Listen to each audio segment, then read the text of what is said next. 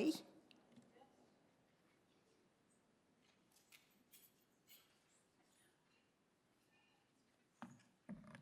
Please join me in an attitude of prayer. Dear God, we thank you for warm spring days, even though it looks like it might rain. Earlier this month, we celebrated our special holidays of Easter and Passover with the help of our chaplains, Trish and Madison, and their cohort, Margaret. They keep our spiritual lives intact and our GPS system pointed in the right direction. As our astronauts just recently spoke from so far out in outer space, and they described reverently the visions they saw of our planet, we, your people here on Earth, pray for your continued guidance, and we echo a cry for peace throughout the world. Amen.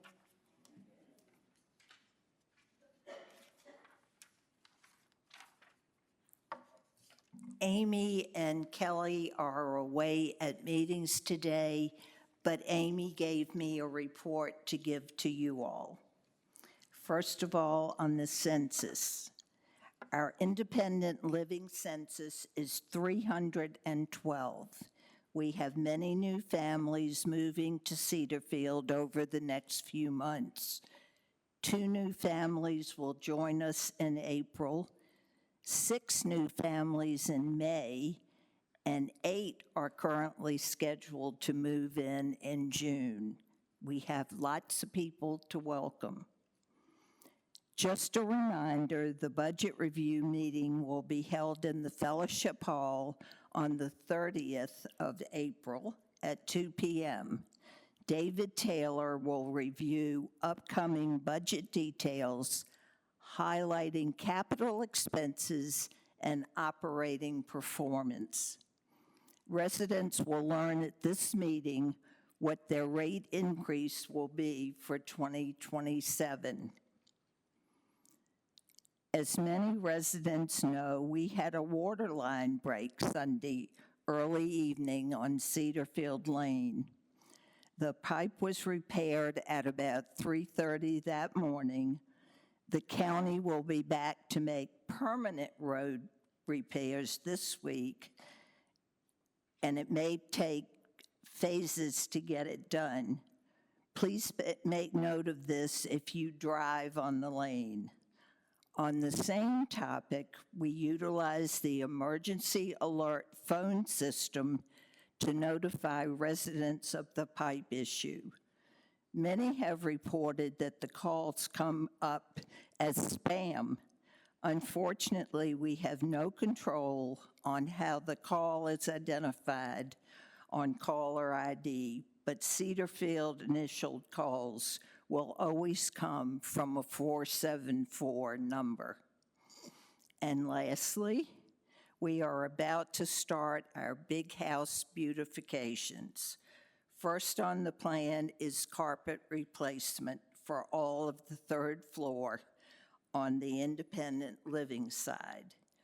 We are scheduled to begin the carpet replacement on the 18th of May, and we anticipate this taking about 3 weeks. Please stay tuned to the channel 974 for further details as we have them. Yes. That's only an independent, it doesn't include assisted living. So it's a small number, smaller, 312. Yeah. The question was how many are in independent living were listed on this census. And the answer is 312.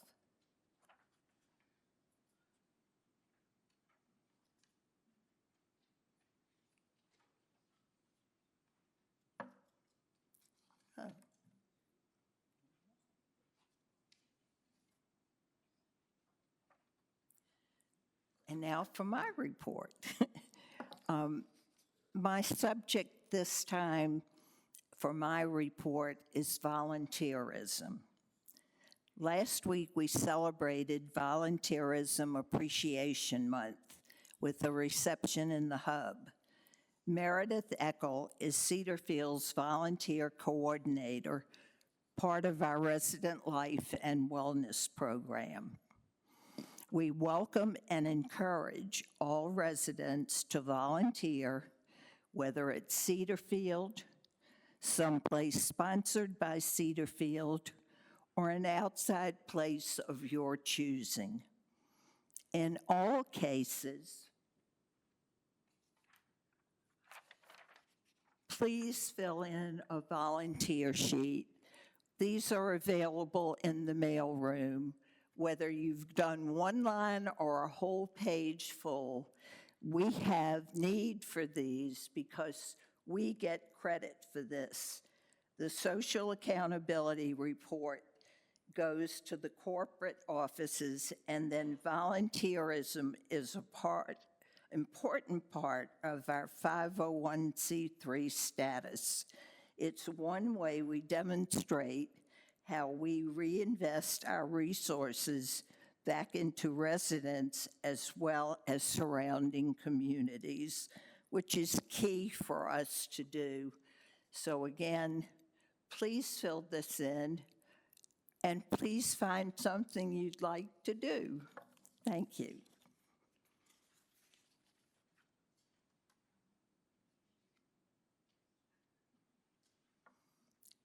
Nancy Miller.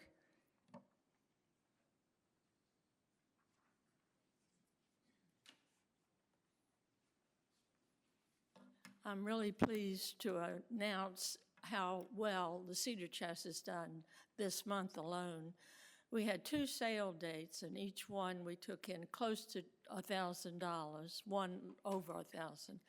And then we had the auction, and that was just under $1,900, or just over. Anyway, altogether, we have a good $4,000 profit this year, which will all go to charities. And we have one more sale day this month. Normally, we just have 2. So we will be well in excess of $4,000. It takes a lot of work. We have wonderful volunteers. But I want to call attention particularly to Martha Ryder. For some times now, when we have an unusual object or something that we don't think we can sell, she takes care of it and sells it on eBay. So that's been a big help to us, and we really appreciate all the time she puts in for that. So thank you so much.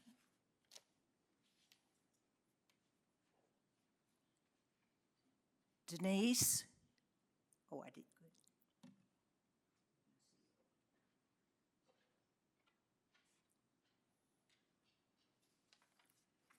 Hello, I'm Denise Pakula. I'm a volunteer at the shop at 2300, and I'm excited to tell you about the Cedarfield Spring Festival that is coming up on Friday, May the 1st from 3 to 6. It's being sponsored by the shop at 2300 and the wellness, what is it called? Life and Wellness? Wellness and Leisure area of Cedarfield.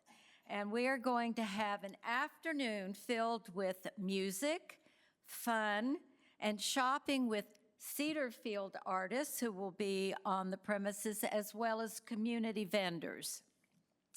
We're also, yes, ma'am. Yes, it will, right here in the Fellowship Hall. And we have vendors such as, I think last year was a big hit, Emerald Mushrooms. We have Riva Breeze Clothing coming. I'm just going to name a few. Fairy hair, if anybody wants fairy hair, we're going to have fairy hair. And then we have one called Billy Did It Wooding. So he makes wood objects. And we're also going to have food trucks, a petting zoo with live animals. No, the llama can't come. I'm sorry. But other animals will be here, and we hope you'll all come and check it out because it's going to be loads of fun. So 3 to 6 on May the 1st. Thank you.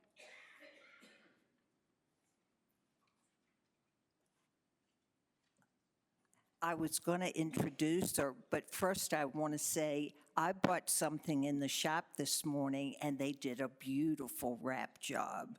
Sally Wood, Vacra. And I want to particularly thank Cedar Chest because the library, I'm not standing up here, I'm chair of the library. We wouldn't be functioning as well as we are now without the Cedar Chest. And when I heard $4,000 they earned in a weekish period of time, I went, oh, good. We might get the same amount we got last year, and we'll spend it. But VACRA at Cedarfield, I'm president. And as you all know, a bill was passed and amended, and that's section 38.2-4910 Code of Virginia, regulating continuing care residents, communities, owners, and providers. In other words, it regulates Pinnacle and every other thing like it in Virginia. And it was signed into law and goes into effect July 1. And at the back of the room, I placed in a chair the copies of the Code of Virginia that just went into effect. Most of you, I think I handed it to, but if any of you are deprived of a copy, get one when you leave the back door. And it requires, as it pertains to Cedarfield and Pinnacle, a Cedarfield resident representative be made a participant in Pinnacle's boards in a non-voting advisory capacity on the request of resident council and all of the residents, or all of the residents of Cedarfield. This Cedarfield resident representative will function in an advisory capacity, and all of y'all know a common meaning for advisory. This contradicts Pinnacle Living's April 20th, 2026 memo to the Cedarfield residents and its team members, wherein the Cedarfield residents representative is referred to in Pinnacle's letter as a board observer. The difference between advisory and observer is massive, and I won't insult you as trying to describe those terms. And as stated in the amended code, there is no reference to Cedarfield's comments that it can control the election and selection of officers, of a representative. The amended code is silent as to giving any such control to Pinnacle Living. Again, you've got copies of the law. It's no time now to legislate. This is put into the law. If anything needs to be changed because it was not properly lobbied for, then next year is a good opportunity to go that direction. The law, as amended, also addresses transparency and communication, as we all deal with finances and strategic planning of Cedarfield and with us, with Cedarfield residents. I'm not going to go into the details because I have it written in my report that I've given to Suzanne, and also it's stated in very clear words in the law that you will see. But I do want to stress something really important happens. So I'm going to stress it again, move on to something else. But the good interest, the great interest is that Pinnacle Living board member, A1 board member, has to come to one of the quarterly meetings we have from Pinnacle 2 times a year. Once with all residents, once limited. Read it carefully. To me, it's just as important as getting the representative on the board. And then, on another note, Sean Smith of the Virginia Senior Medicare Patrol State Commission, who is director, will provide the pros and cons regarding artificial intelligence and that's on May 15th at 11 o'clock in the Fellowship Hall. Rather topical, I think, to say the least.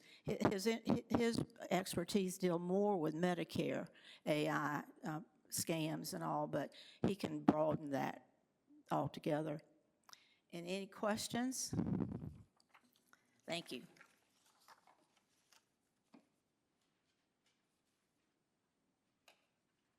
Suzanne, do we have a quorum?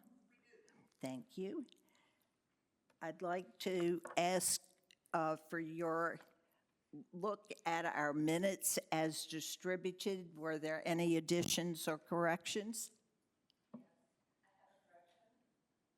Wait, we need a mic because your voice doesn't carry.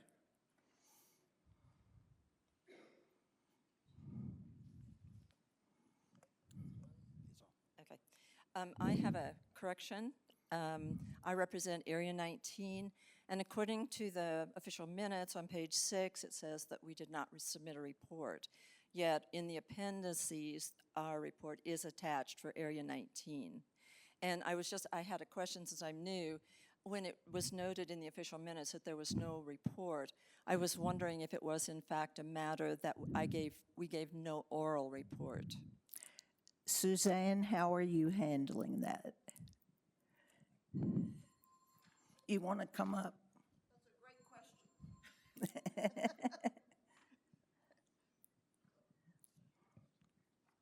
I believe what we did in the new way that we've been handling is that if I was aware that we had minutes, and it's possible that in this case that was an oversight on my part, if I was aware that we had minutes, then in the body of the resident council minutes, I would say minutes are in appendix so-and-so.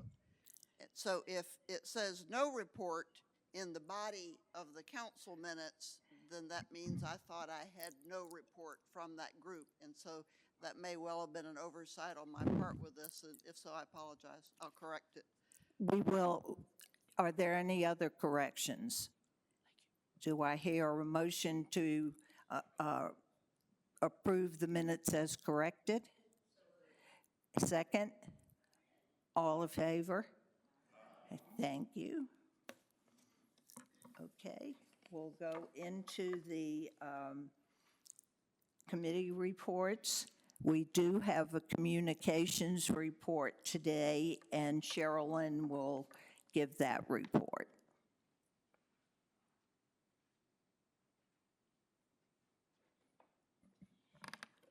The Communication Committee meets currently as called, and we were called by Kelly Black, the Associate Executive Director, to meet with her for the purpose of reviewing and updating the Residents' Handbook.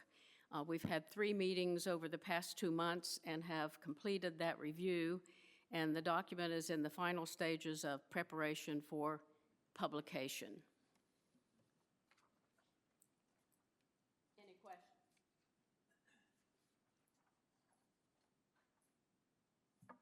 Jim Farrenhold Dining.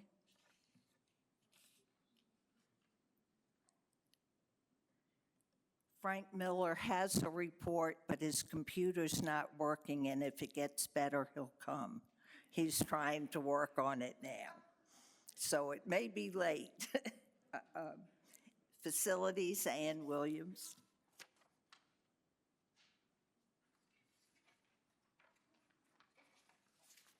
A very brief report today. One, Denise Arnold, our new Director of Maintenance and Engineering, showed up for work as promised on Monday, April 13th. The great news is she's even back for a second week today. Yes! So we are looking forward to good things from Denise. The name of our committee has been referred to for years as the Facilities Committee. And then when I distributed something to the committee at our last meeting, found that from the Residents' Council Handbook, it had been called the Facilities Management Committee. Since we do not manage facilities, I recommend that we remove the name management and return to the name that it's known by of the Facilities Committee. So that's my recommendation to Residents' Council. Any questions? The recommendation is that we officially change the name from Facilities Management to Facilities Committee. Is there any discussion? All in favor? All opposed? And I should have said only voting members, but as long as it's gone that way, that's good. Warren will present the gardening report today.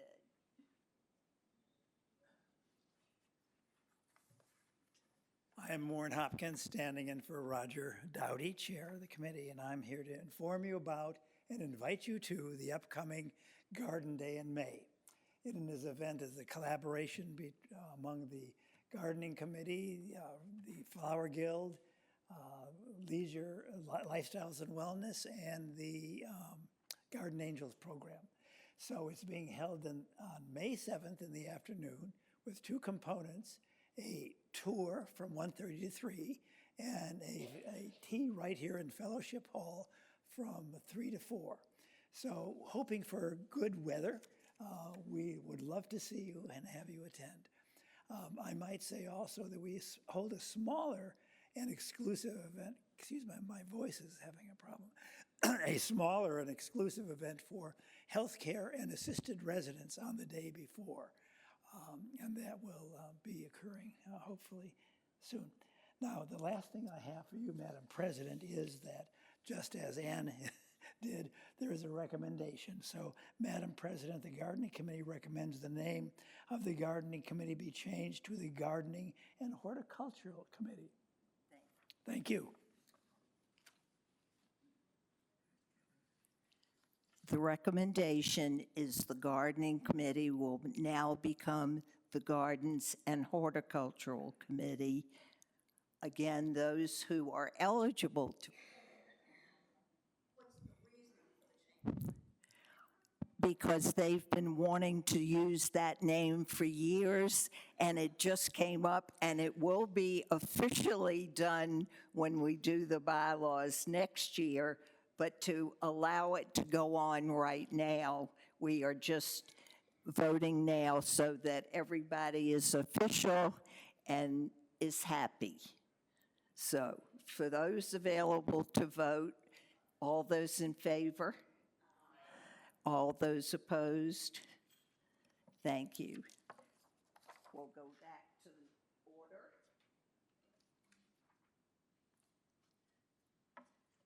Finance report. None. Flower Guild. Health Services. Library. No report. Okay. Religious life, safety, welcoming.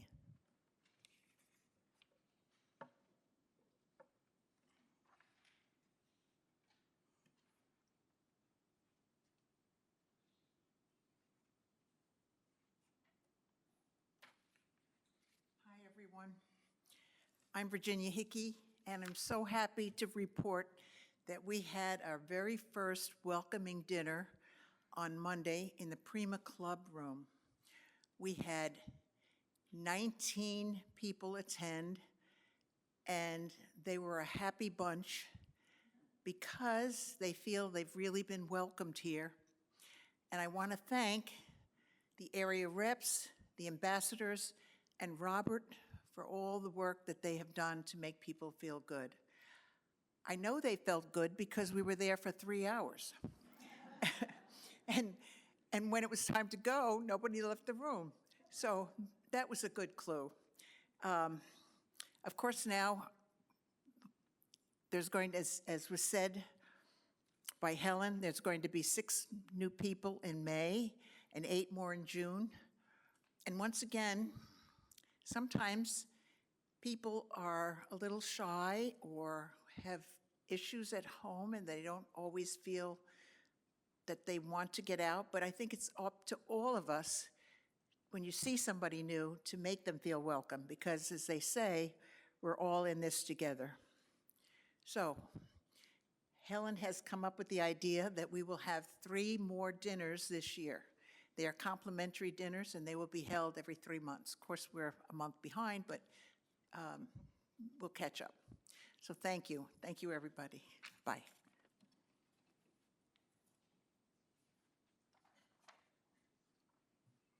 Wellness and Leisure, Nancy.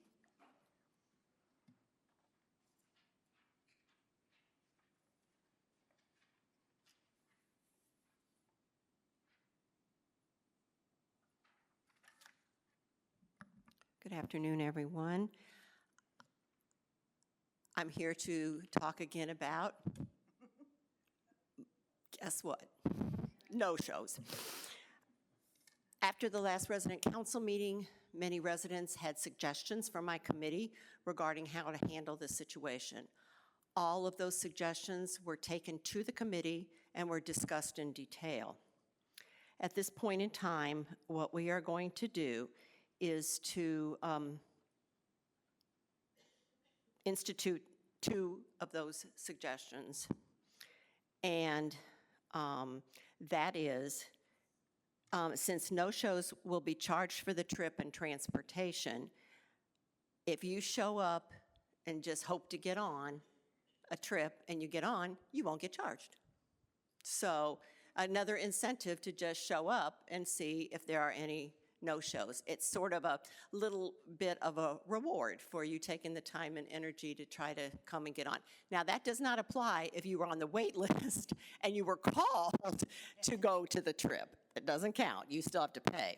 But if you just show up that morning and the bus has 2 seats on it and they're going somewhere that costs $15, you will not get charged that $15 because the resident that didn't show up is paying that $15. So you can thank them for a free trip.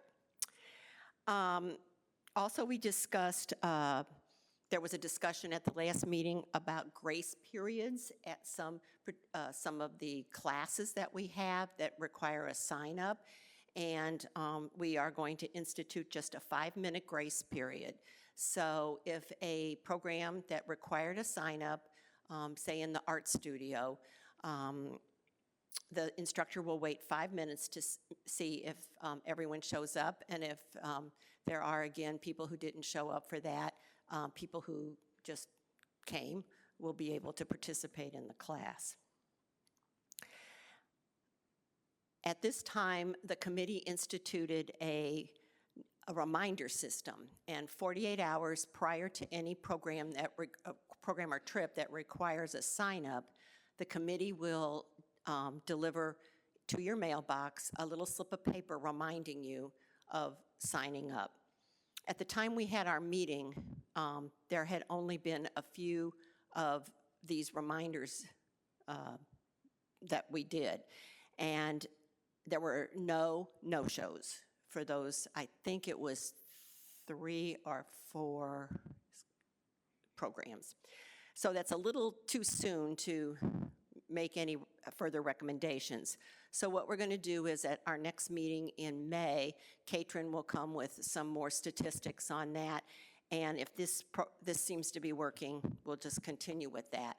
There were a couple other suggestions made by some residents of some other ways to do reminders, but the committee said it would be better just to do one thing at a time, see if that one thing is working before we move on to either adding or substituting a different way of doing things. Any questions or comments on that? Okay, keep up the good work, guys. The other thing I'd like to talk about is just to mention our Memorial Day celebration that the veterans do every year. It'll be on Monday, May 25th at 2 o'clock. Our resident council president, Helen Horwitz, will lead the program, and the program will consist of reading the names of all resident veterans who have died since last Memorial Day. Any surviving spouses of those veterans will be personally invited to attend, and they'll have a special section to sit in at the program. And we will also, as always, have a wonderful concert by the Henrico Concert Band. And that morning, the Cedarfield Veterans Group will assist in that program for the day. And I would just like to make a comment that has nothing to do with my committee, but it's based on what Sally talked about, the gentleman that was going to come and talk about Medicare, fraud and AI. Paul and I'm just going to make a comment about the importance of reading your EOBs, your explanation of benefits that you get from Medicare. Please look at those carefully. Both of us have had fraud. I don't know how people got our Medicare numbers, but it was the same company in Florida who charged us $2,500 for catheter supplies. So please, please, when you get those EOBs from Medicare, please read them. And if there are obviously things on there that services you never got or needed, call Medicare. I also plan to write a letter to our representative in Congress to see what's being done about this and what's being done to put this company out of business in Florida, because it's obviously a scam. Now, Medicare didn't pay them because it wasn't an eligible benefit, but some people, when they read their explanation of benefits from Medicare, they think it's a bill, and they will write a check to those people. That's not a bill, but some people will do that. So I don't know if they think that's how they're going to scam people into getting money or what, but Medicare didn't pay. Obviously, we called Medicare and reported it. But just be aware, and please, when you get those papers, read them and make sure that everything on there was a doctor's visit that you made or a hospital visit that you made, and call Medicare if you see any kind of things that don't reflect what kind of services you have. That was a public service announcement. Since I don't have to worry about going overtime today, I want to thank Nancy for bringing that up and saying, just look out for scams. I had a letter stolen from the post office, which was payment for a bill, and ended up with all sorts of different things I had to do. So just be aware, I guess, is the best thing. There is no unfinished business. There is no new business. Do I hear a motion to adjourn? Ann?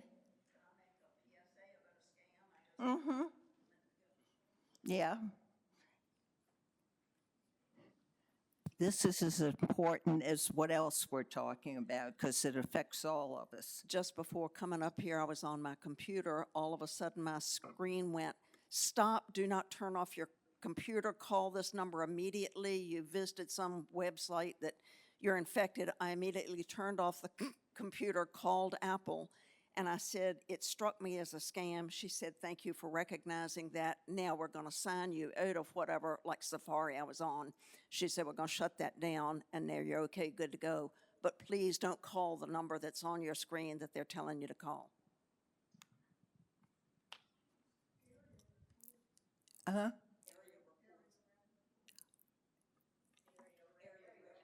Oh, thank you. Goodness. Carolyn, Area 5. Oh, my goodness, thank you so much, because the areas are doing so many things that it's really good to have the opportunity to listen to what's happening around town.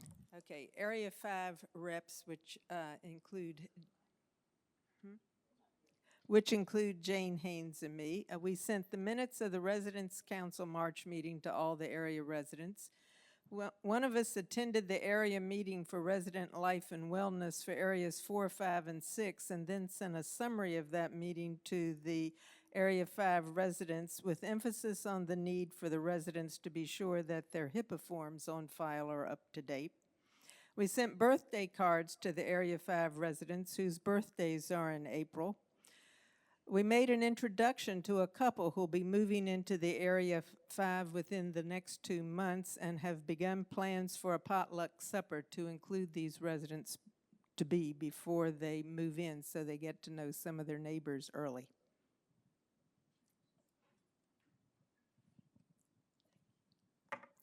Thank you. So far, we've heard from the Big House, and we've heard from the Lane. And any of you who have something planned, please let us know, and please share it with everyone here.